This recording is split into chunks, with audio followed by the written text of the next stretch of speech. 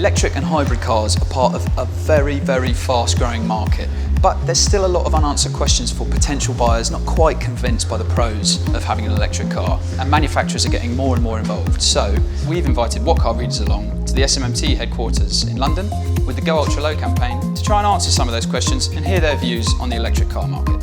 Well, I'm a driving instructor and I would like to obviously save money for my company. So electric car is ideal for me because obviously apart from the saving on the petrol, I'll be saving on the road tax, and I think by introducing electric cars into their lessons, I'll be teaching a lot of new pupils, a new generation in learning about the environment.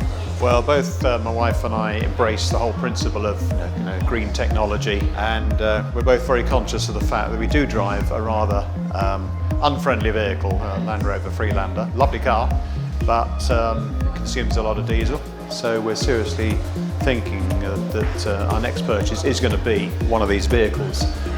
My interest in electric cars, I think, is because most of my motoring is fairly short distance. I probably don't do more than 15-20 miles a day, and I think I could charge up my car overnight on a home charger. I've got a Mazda RX-8 at the moment, which is a very sporty vehicle, great handling and very powerful, but you don't get to use that power much in local driving, and it's also very expensive to run. Where I live in northwest London, we have a lot of charging points, for example at the local supermarkets, local shopping centre. The only thing I would definitely investigate is having it to charge at home. That would be my main concern. On average I do maybe 3 pupils a day. That works out maybe about 60 miles, around 60 miles, and then I can still have about 40 miles for my personal use, which is plenty. So for me, there isn't hardly any disadvantage.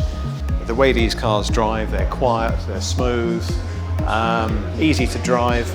My only concern is possibly how far they go.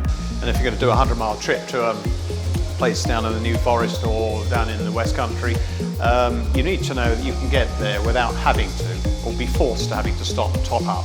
Say you're commuting to London and you live in the suburbs. In most cases you can get to work, leave the car at work. You could maybe charge it up then, or drive home and charge it at home. And I think there are a lot of other benefits cost-wise in electric vehicles. Parking charges are often reduced. If you're driving in London, you're exempt of the congestion charge. Road tax is less. So there are a lot of economical advantages to electric cars. I have yet to discover what the cost of replacing batteries would be, because batteries have a finite life. They're going to have to be replaced at some stage, and some cars manufacturers, I think, have schemes where you effectively rent the battery. I think BMW have thought their way through this, although I'm not a BMW fan by any means. I particularly like the way it's made.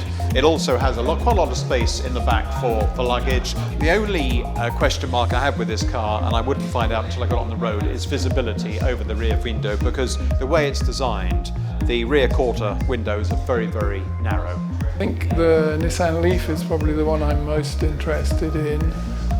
Although I like the Renault Zoe as well. There are too few different types of vehicle available, and I probably wouldn't be considering one if it wasn't for the government grant.